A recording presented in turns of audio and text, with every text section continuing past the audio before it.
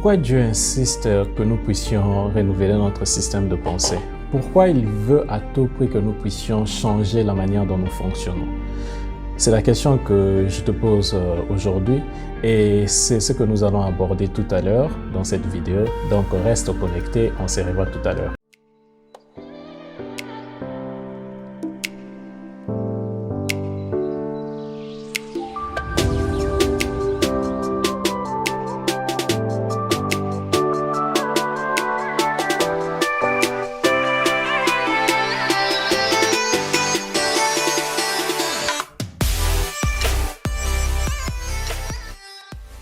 Bienvenue.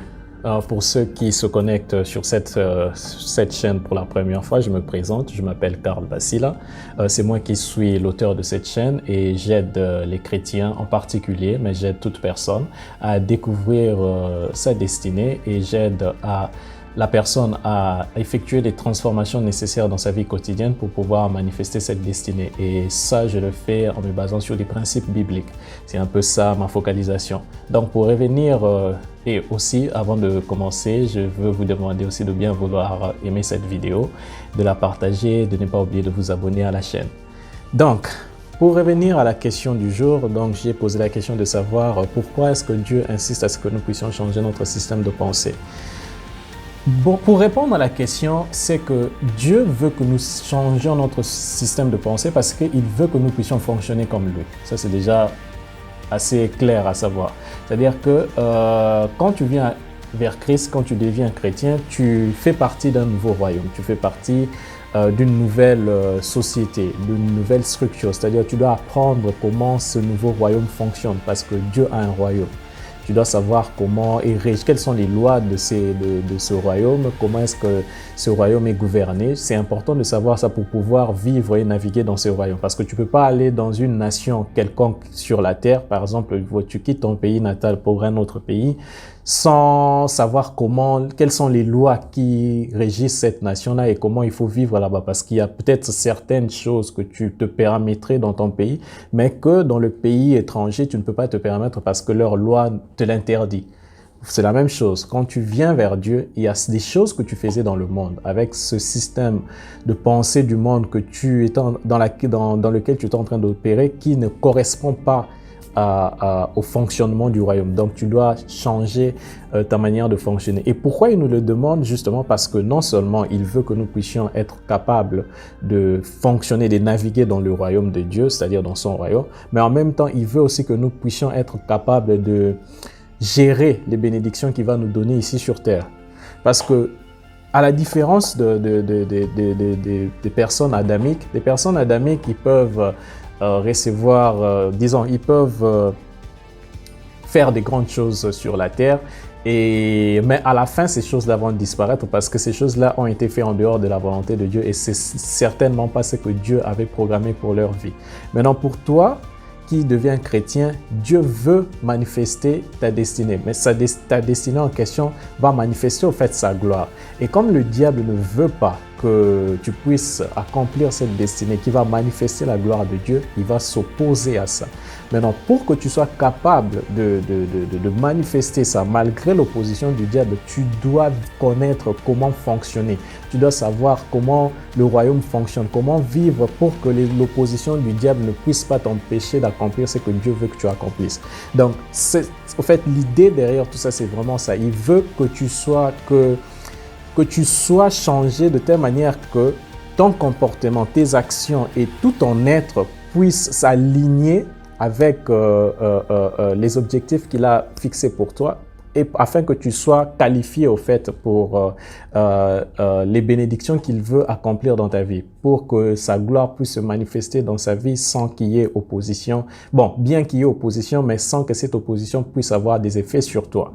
Parce que si tu ne sais pas comment fonctionner avec le système du royaume des cieux, tu auras des portes ouvertes, tu auras des péchés résiduels dans ta vie et ces péchés-là seront des portes d'entrée qui empêcheront l'action de Dieu et qui permettront au diable de faire ce qu'il a à faire et empêcher à ce que la volonté de Dieu se manifeste dans ta vie. Donc, si Dieu veut que tu deviennes mature, si je peux dire ça ainsi, c'est parce qu'il veut que tu sois quelqu'un de stable, que tu sois quelqu'un en qui il peut faire confiance sans... bien que tu ne sois pas parfait, bien sûr. Tant que tu es sur la terre, tu ne seras pas parfait. Mais au moins, il veut te mener à manifester le caractère de Christ. Parce que quand tu commences à manifester le caractère de Christ, tu atteins une certaine maturité qui te permet de gérer certaines bénédictions qui ne sont pas accessibles à tout chrétien. Parce que malheureusement, ce n'est pas tout chrétien né de nouveau qui nécessairement va manifester la gloire de Dieu à un degré extraordinaire. Il y a peu qui y arrivent. Parce que Dieu ne manifeste pas ça à travers n'importe qui. Parce qu'il veut que tu sois assez mature, que tu aies le caractère de Christ en soi pour justement avoir la capacité, si je peux dire ainsi, de bien gérer cette gloire. Parce que déjà, si tu n'es pas transformé, il y a l'orgueil qui te guette. Parce que tu te croiras supérieur, tu te croiras meilleur que les autres. Tu risques de te croire que parce que toi tu es extraordinaire, que Dieu est en train de t'utiliser à ce niveau-là. Et ça, c'est déjà la porte d'entrée vers la chute. Parce que la Bible dit clairement que Dieu s'oppose aux orgueilleux. Et l'orgueil, c'est déjà le début de la chute. Et ça, c'est quelque chose que personne ne veut que cela puisse se manifester dans sa vie.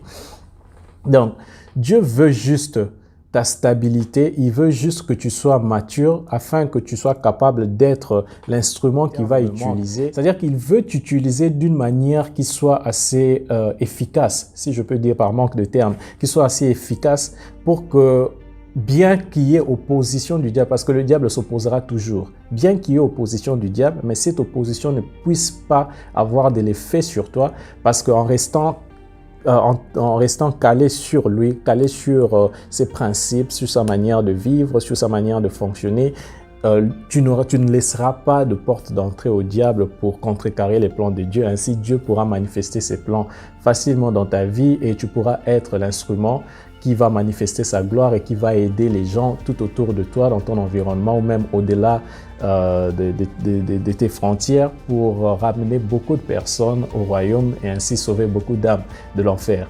Parce que la finalité, c'est toujours ça. Dieu veut sauver sa création, il veut sauver les hommes.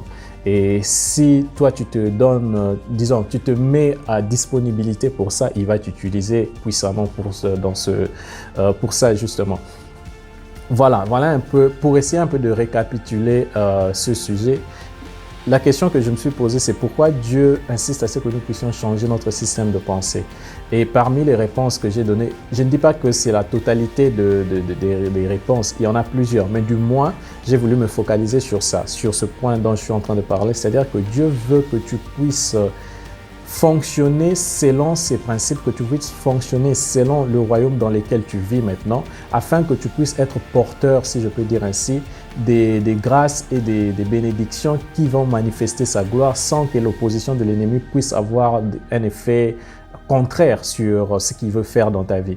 Parce que si tu as des portes d'entrée du péché, des portes d'entrée du mauvais caractère, du mauvais comportement, il y aura beaucoup d'opposition. C'est-à-dire que l'opposition de l'ennemi est toujours permanente. Que tu sois vraiment soumis à Dieu ou que tu ne sois pas soumis à Dieu, l'opposition, tant que tu es chrétien, tu auras l'opposition de l'ennemi. Mais maintenant, l'effet de l'opposition sur ta vie varie.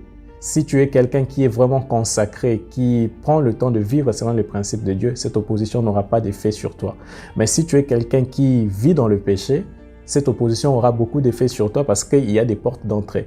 Et Dieu veut maintenant nous mener à ce niveau où l'opposition de l'ennemi n'a plus d'effet sur nous parce que nous vivons selon ses principes à lui. C'est au fait ça l'objectif qu'il est en train de chercher. Ainsi, tu atteins cette maturité, cette stabilité spirituelle, si je peux dire ainsi, qui te permet maintenant de manifester la gloire de Dieu sans qu'il y ait des résistances au-dedans de toi. Voilà un peu ce dont je voulais parler dans cette vidéo en particulier. Si vous avez des questions par rapport à ce sujet, en tout cas, n'hésitez pas à les poser en bas de la vidéo, dans la partie des commentaires. Et aussi, puissiez bien aimer la vidéo et la partager à vos connaissances dans vos réseaux sociaux. Ça nous aiderait beaucoup. Que Dieu vous garde et vous bénisse et à la prochaine. Au revoir.